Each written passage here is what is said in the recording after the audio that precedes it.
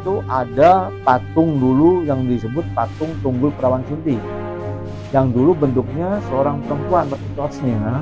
Apabila yang nyentuhnya seorang gadis atau perawan yang belum menikah, itu susu dulunya. Tasnya begitu. Betul.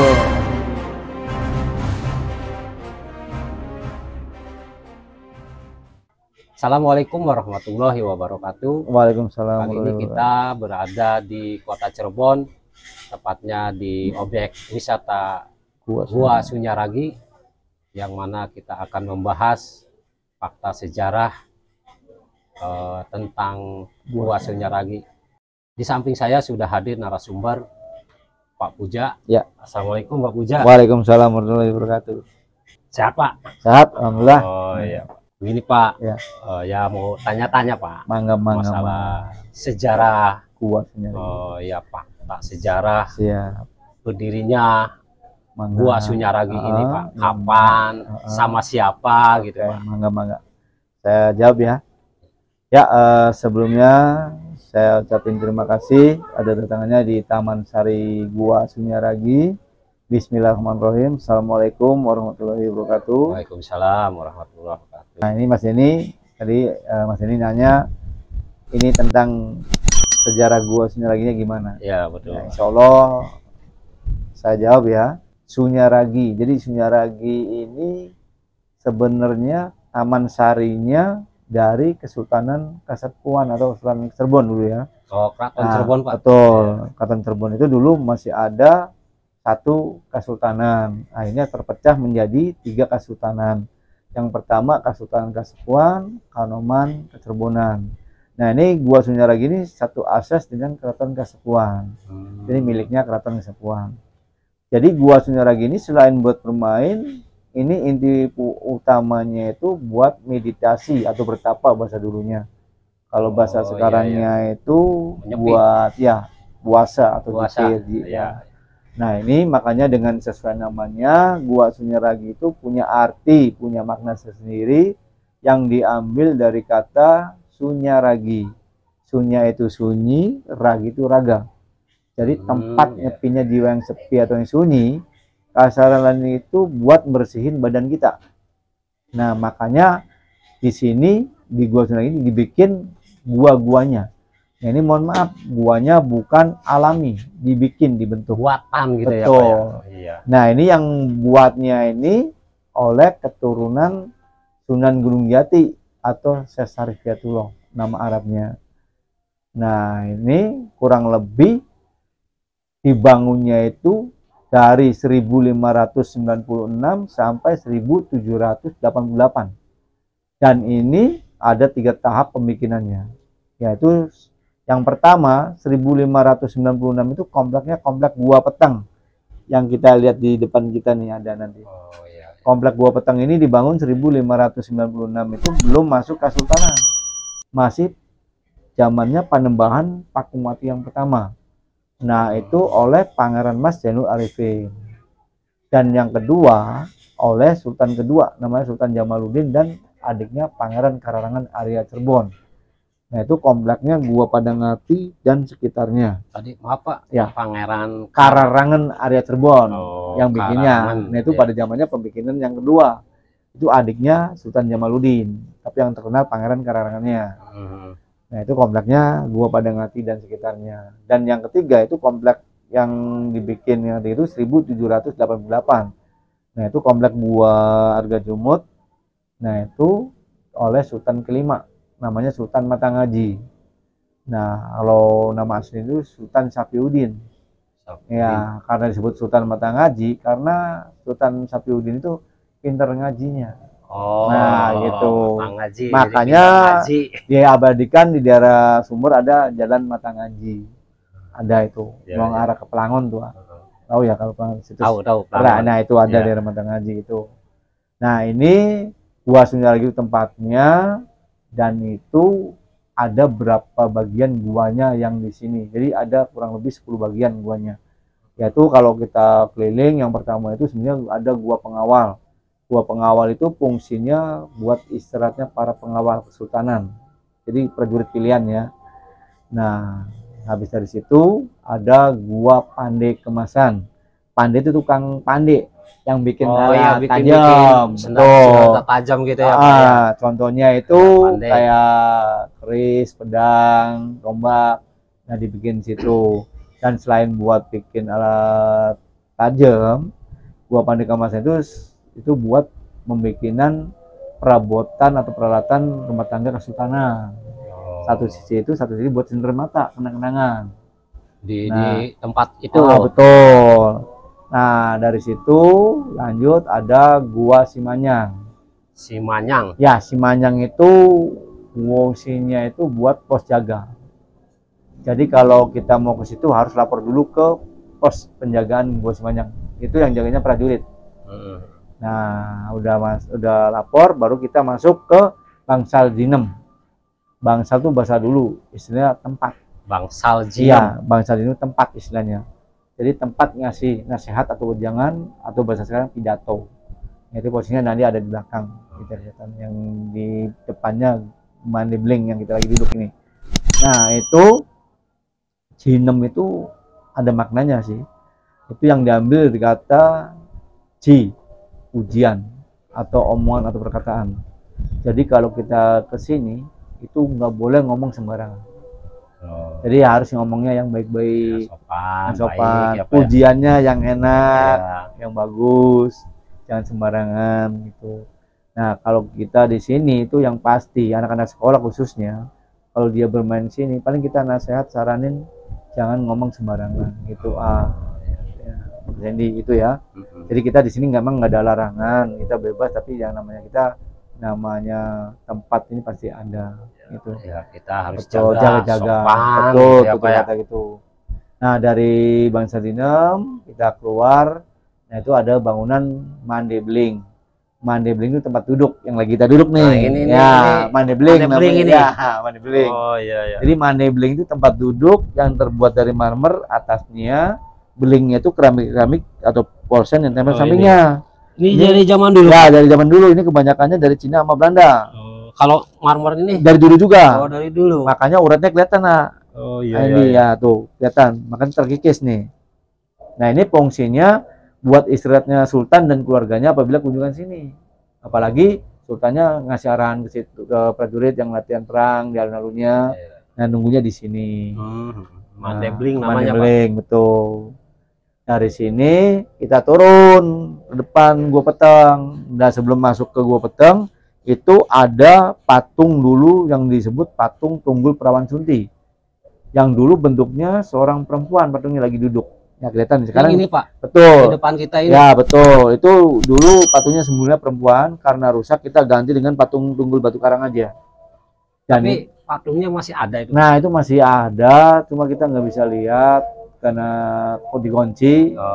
Jadi gedungnya atau pesanggrahan itu ada yang di bawah. Yang tadi kita lewati di pesanggrahan itu ada kamar khusus. Betul, itu ada yang bawa kuncinya pangerannya. Jadi kita nggak bisa lihat.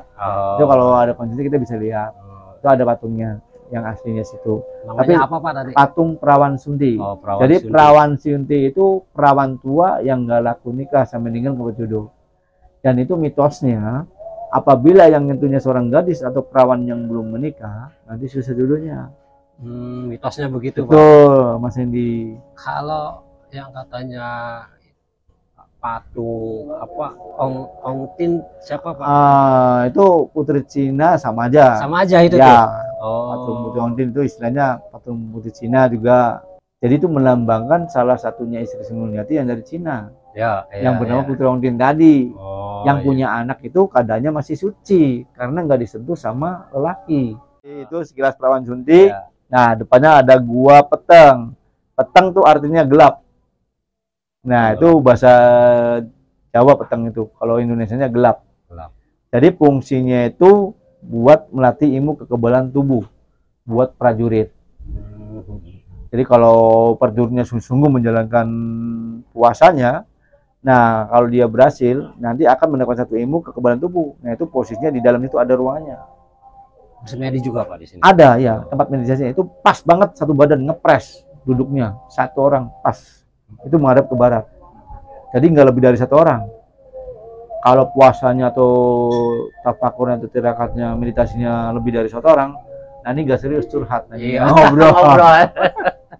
Gak selesai. Jadinya Betul. ya. Nah itu sampingnya ada Gua Langse. Langse itu bahasa Cina kuno yang artinya itu tirai atau hordeng yang terbuat dari air. Langse. Ya, Langse itu bahasa Cina kuno yang artinya tirai atau hordeng yang terbuat dari air. Ini kalau benar-benar airnya masih berfungsi, itu tirainya terbuat dari air itu dari mana airnya? Ini dulu mata airnya masih ada. Yang lihat yang listrik itu kelihatan tuh.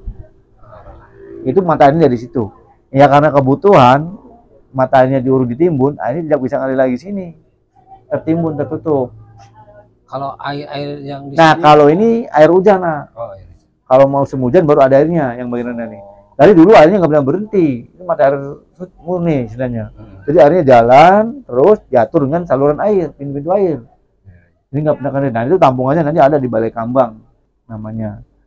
Nah, jadi fungsi Gua Langse itu buat zikir atau berdoa. Jadi kalau orang yang berdoa atau berzikir situ tertutup dengan 2 tirai tadi yang terbuat dari air. Nah itu atasnya ada cungkup Gua Puncit. Bahasa dulu, kalau bahasa sekarangnya menara pengawas. Jadi dulu yang disimpan di atas itu prajurit yang pintar memanah. Kalau yang sekarang Iya, jago paling nembak. atas itu. Betul, yang paling tinggi. Kayak kelenteng tuh atapnya. Iya. Nah, itu kalau sekarang mungkin jago nembak, sniper yang jaganya. Kalau dulu yang jago mana kan belum modern. Jagonya jago panah, orang dulu kan mana ya istilahnya. Kalau yang sekarang kan modern, Sniper, jago nembak. Betul. Dari atas tuh. Tembak langsung ya. Nah, dari Gua Petang kita masuk Sumama ya.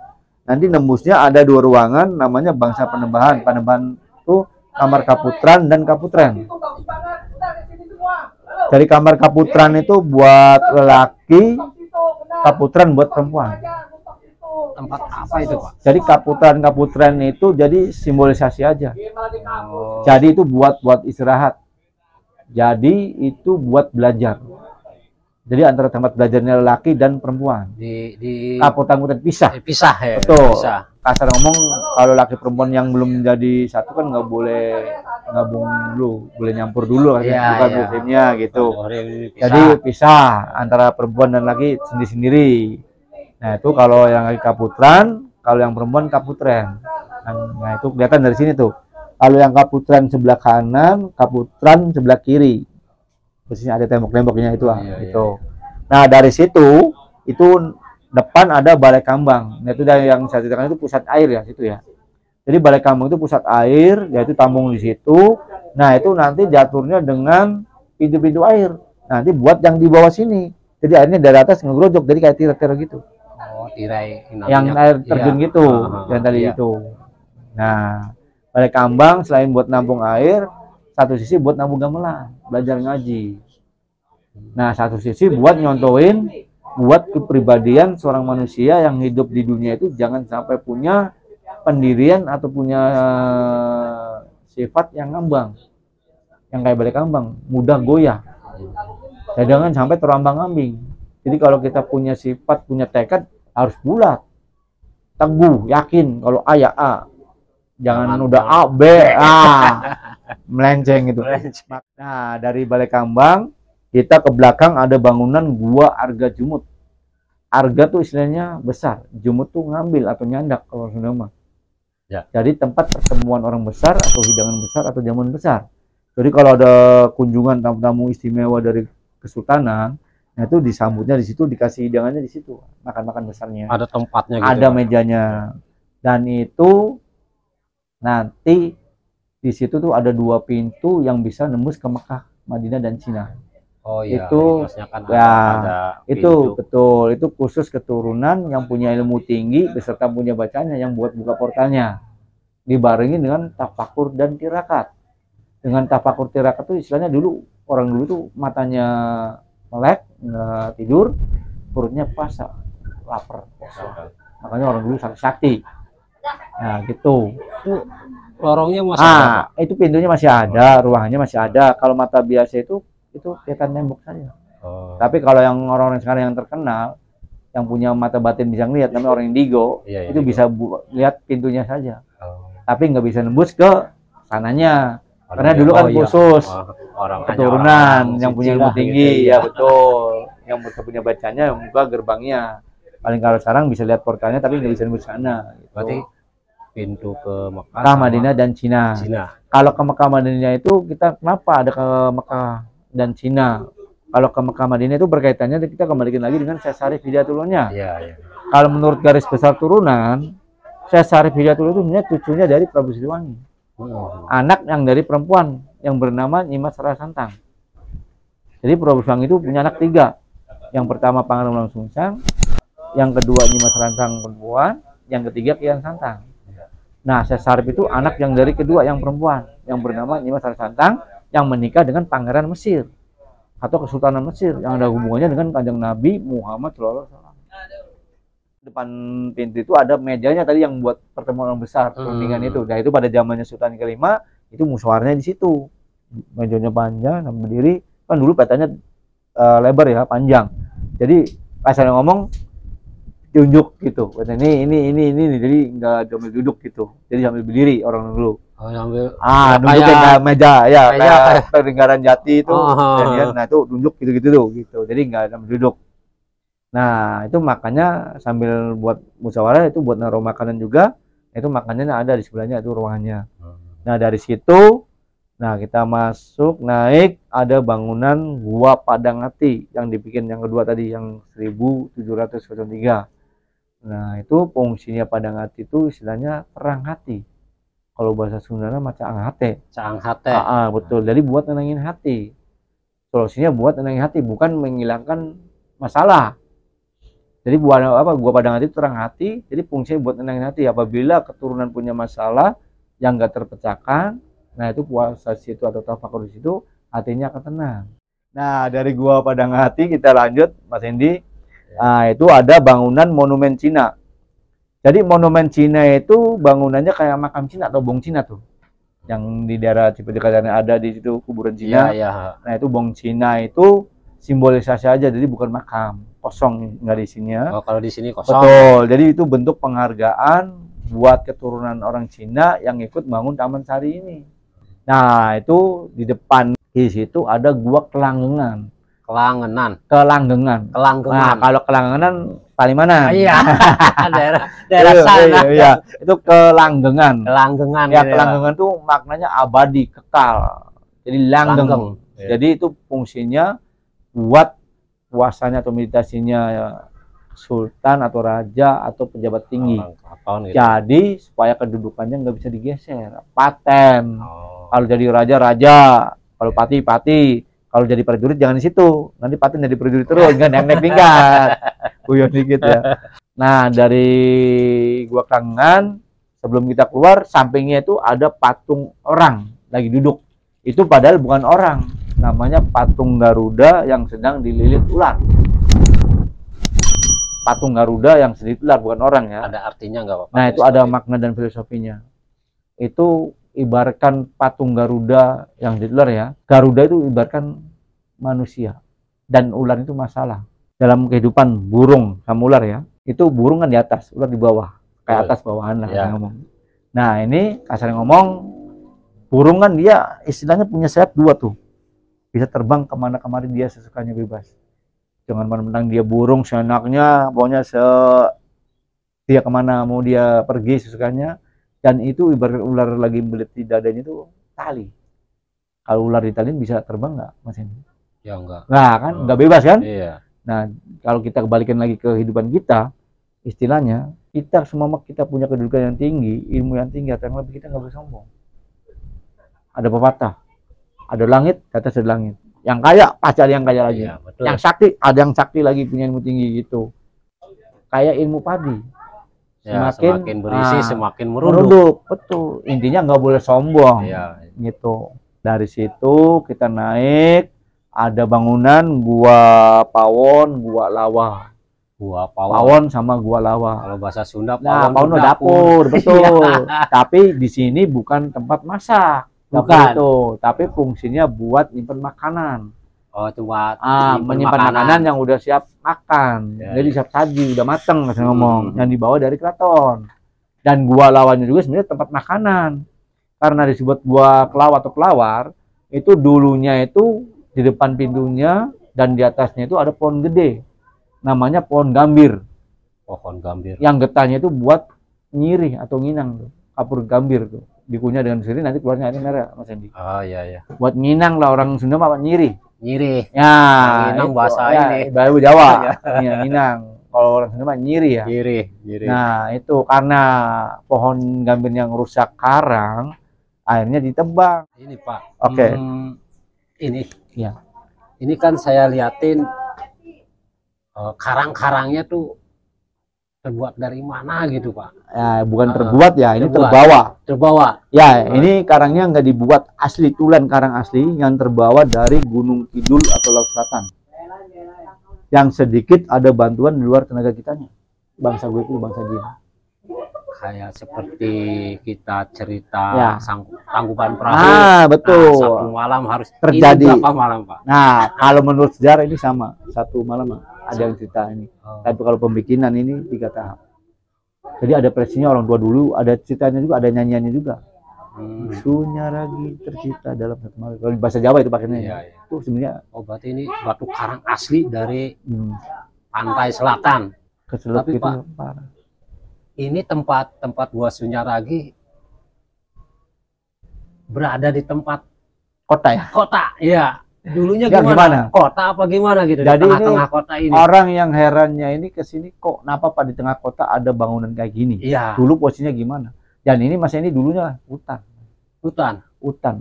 jati yang dilingkupi dengan air. Ya model seperti air ini gitu. Mata air. Ada mata airnya yang tadi saya katakan itu dari mata tiang listrik itu tadi. Iya. Namanya PLTG, Pembangkit Sinar Oh berarti dulu dia tuh hutan. Enggak, dulu luasnya 30 hektar Mas ini. Luas 30 Sama aliran air tadi. Oh. Karena kemajuan zaman diuruk, ditimbun buat pemakaian bangunan sekarang. Airnya nggak ada, tinggal tersisa situs dan bentengnya kurang lebih 3 hektar. Sebelum kita tutup, ya satu lah. Ya, mangga. Melestarikan cagar budaya ini, saran apa-apa untuk wisatawan atau para pemuda. Ya, apa nih Pak Puja? Tapi ya punten Mas Endi. Dilihat-lihat sekarang kadang ya orangnya atau manusianya itu beda dengan yang dulu ya. Kalau sekarang kekinian ya kebanyakan. Kekinian, modern ya. Ya tapi jangan sampai kekinian, peninggalan leluhur jangan sampai dihilangin gitu. Oh, dirusak gitu. Ya, dirusak apalagi. Kita lestarikan, kita jaga. Kita jaga, jangan sampai rusak. Kalau Pemkot dan Kesultanan gabung, nyatu, kompak, wah ini kemungkinan lebih bagus lagi. Lebih besar ya Pak ya. Ditatanya terus dibagusin gitu. Mas Endi gitu. Ya pengennya anak-anak yang zaman sekarang kalau saat di tur bolehlah saat di tur ke Jogja, ke Bali, tapi pengennya saya saat di tur juga di daerah sendiri yang jangan lupakan daerah sendiri. Betul, jangan keluar dulu. Di sini juga kita kita tahu dulu daerah sendiri, baru udah tahu boleh keluar tuh. Jangan keluar ke ke luar daerah, tapi daerah sendiri juga nggak tahu bahwa di sini ada gini gitu. Salahnya gitu kadang-kadang gurunya. Saya tutup sekian aja. Barangkali tadi sekali lagi saya mohon maaf barangkali ucapan atau tutur kata yang tadi saya jelasin kurang berkenan di Mas Endi. Nah ini semoga berguna buat Mas Endi dan yang lainnya yang nonton kontennya Mas Endi. Ya kalau nggak ada pertanyaan lagi saya tutup sekian aja. Wassalamualaikum warahmatullahi wabarakatuh. Waalaikumsalam warahmatullahi wabarakatuh. Ya, barangkali Mas Hendinya mau tutup lagi. Baik, teman-teman. Ya. Itulah tadi cerita dari narasumber kita Pak Puja tentang kisah Gua Sunyaragi ini. Sebelumnya kita aturkan terima kasih ke Pak Puja. Pak Puja, terima kasih. Sama-sama Mas Hendi, semoga berguna, bermanfaat bagi channelnya Mas Hendi, yang nonton yang lainnya juga ikut lihat. Amin. Terima kasih. Jangan lupa like dan komennya serta subscribe serta lonceng tekan. Oke, terima kasih. Wassalamualaikum warahmatullahi wabarakatuh. Waalaikumsalam warahmatullahi wabarakatuh.